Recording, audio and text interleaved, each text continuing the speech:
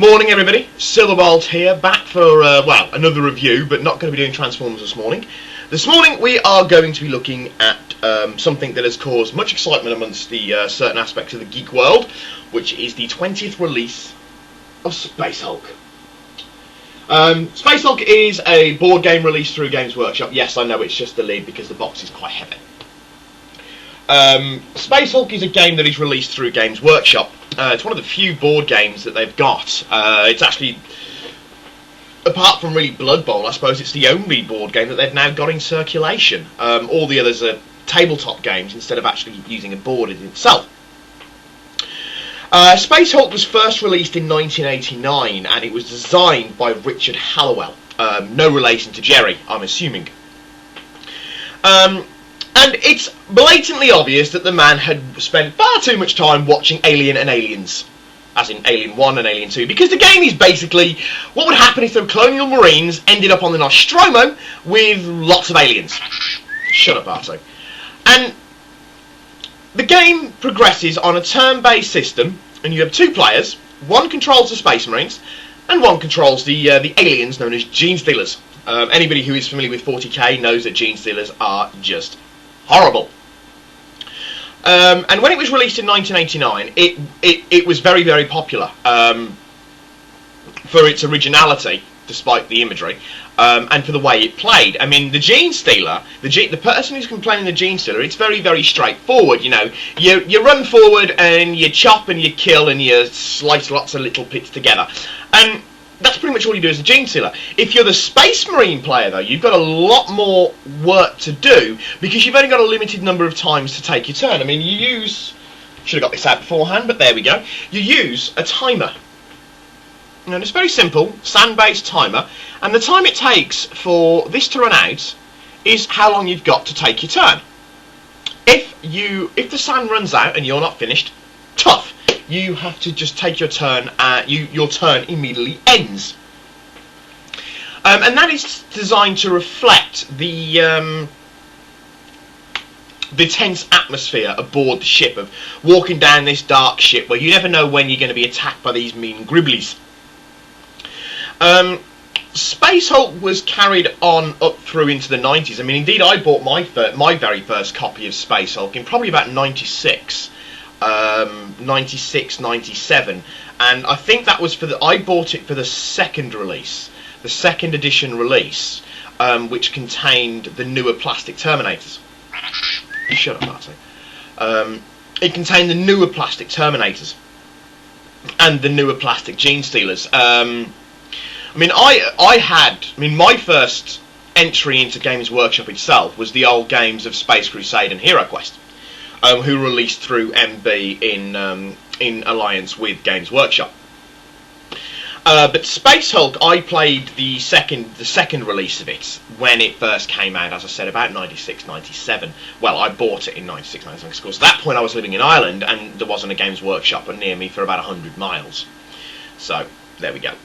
And it's a lot of fun. A lot of board games, you know, it's very much a set. You've got a board, and that's what you play on. Space Hulk is different in that you have floor tiles that basically slot together like a jigsaw puzzle. And so it means that you get, for all the different maps, because you have maps that you guide around when you walk around part of the ship, you get lots and lots of different variations. I mean, it's perfectly feasible for you to make up your own map. You know, you just put everything together and put it together and put it there, and there you go, have a blast. This version, the 2009 version, is the 20th anniversary of Space Hulk, and what it's done is it's very much incorporated a lot of all the original old rules, pretty much, and added a few new ones. I mean, one of the things that came out about Space Hulk was the expansion packs, which introduced weapons like the assault cannon and characters like the Librarian. And so what they did with games, what they've done with the 20th anniversary edition, is they've just bundled it all into one big box, and the box is huge.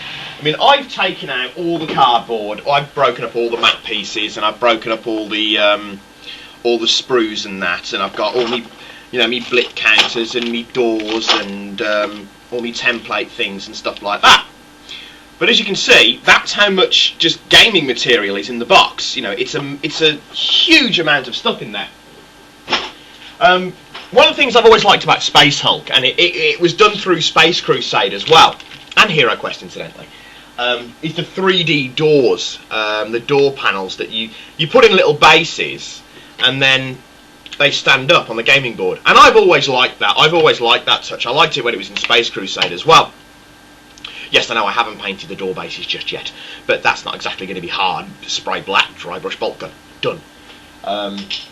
If I'm going to go for something very simple and very easy.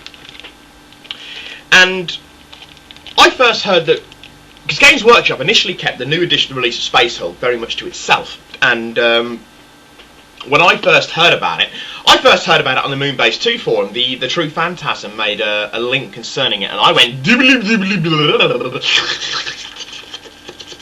drooling goodness once I saw some of the models. And I was, because they're plastic models, and they've done what they did with the Assault on Black Reach box set, in that the models are snapped together pieces and only go together in a so many number of ways, unlike Games Workshop regular kits. This goes for the Genestealers and for the Space Marines. Now the Space Marines, of course, it follows a storyline of the Blood Angels, so all of the Space Marines are designed to be painted as Blood Angels. Me being me, I haven't painted them as Blood Angels, because I don't collect Blood Angels. Now my original plan was to paint them up in the colours of my Imperial Fists, which is my standard Space Marine 40k army. However, once I got the models out of the box and I was dribbling and drooling over the gorgeous plasticness that it was, I decided, you know what, I'm not going to paint them as Imperial Fists, namely because anybody who's painted yellow knows what an absolute nightmare it is. So I decided that I was going to go a little bit down the line, and I was going to do them in the colour, which you're not going to be able to see, of Grey Knights. So yes, I've painted them up in very much the silver armour, with red robes and things. With white robes and red trims, in the form of Space Marine, in the form of the Grey Knights, and it was really pretty much influenced by the Inquisitor, not the Inquisitor, sorry, the Librarian character mould.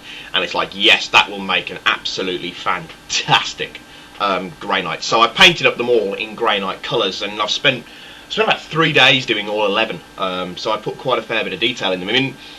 I mean, one of the models that's come forward to the fore is the Lightning Claw one.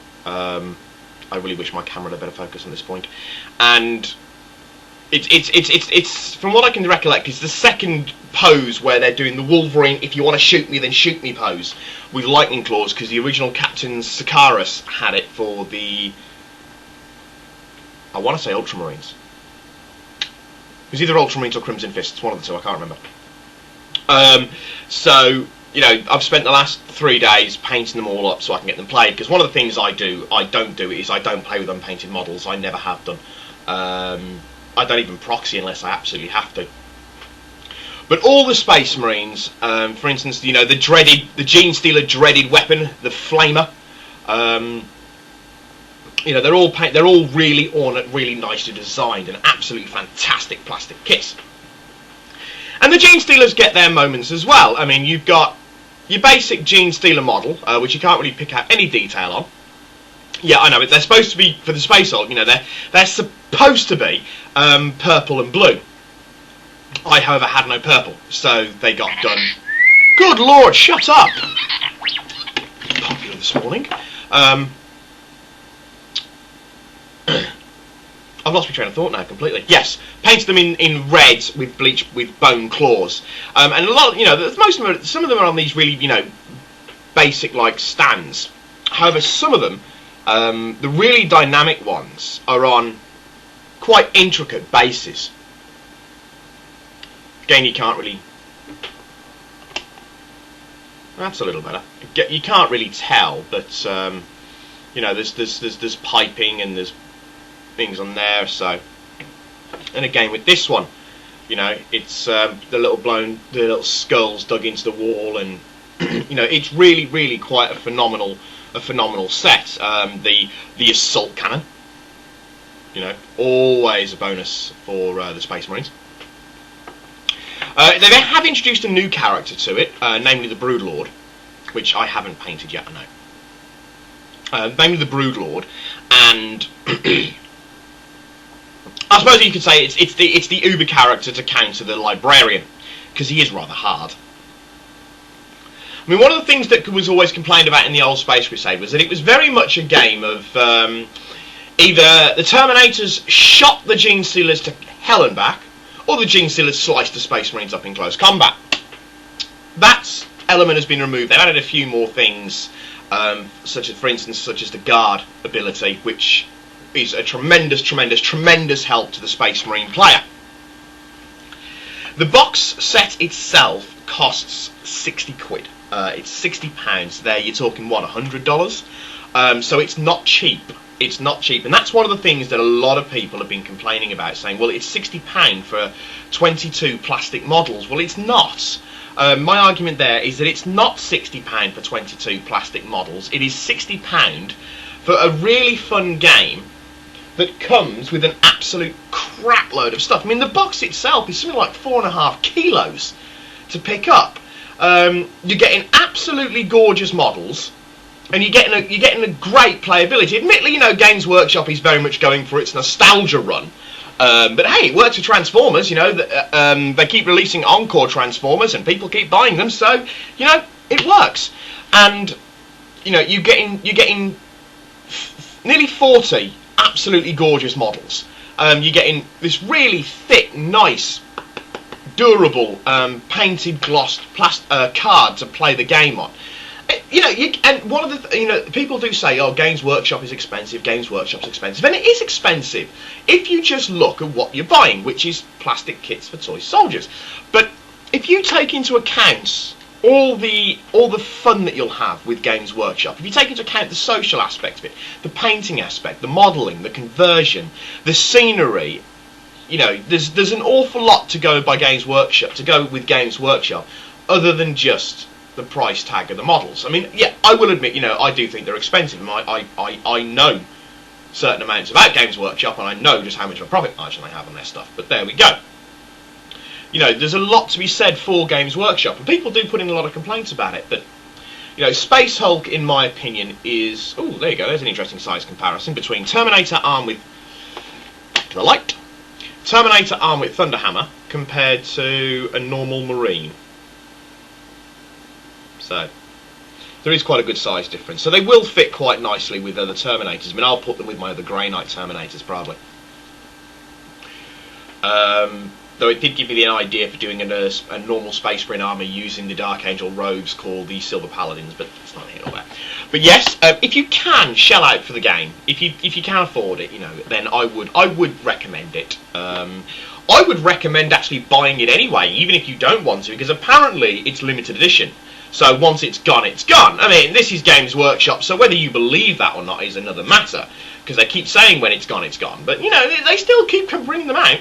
I have to say, I do have the best girlfriend in the world, because she bought it me. When I went into Games Workshop and I bought the plastic Valkyrie and I saw the Space Hulk, I was like, I don't have £60. I was like, well, I really want this game, but I don't have a spare 60 quid. So Philly actually bought it for me. So kudos to her. You know, that was really nice of her. I wasn't expecting her to come home with Space Hulk for me, but there we go. But yes, it is... dropping my card. It is well worth it. It's well worth a play, because, you know, it's a fun game. It's a Friday evening. It's Friday morning. I will be playing it this evening. Admittedly, I've only got 12 Genestealers painted. I don't have all the Genestealers painted, but, you know, hopefully we can work around that. Hopefully I'll shoot enough of them so that Billy doesn't have to use the unpainted ones, because I'm being the Marines. She doesn't like Marines anyway, which is why I painted the dead Space Marines that the Genestealers have killed as Ultramarines, because she doesn't really like the Ultramarines. But then a lot of people don't. I don't know why. I've always quite liked them, but there we go. Anyway, yes, I am rambling as per usual, but I do love this game. It's a great nostalgic kick, and for anybody who wasn't around when it was first released, you know, for anybody who is under the age of 20, if you can, get it, because even if it's just for the models alone, are so stunning. But that's enough Games Workshop endorsing and bigging up and dribbling over. I unfortunately am now going to go to work. But hopefully I'll be back this evening to play Space Hulk. But for now, this is Silverbolt with Space Hulk, signing off, saying au revoir, adios, auf Wiedersehen.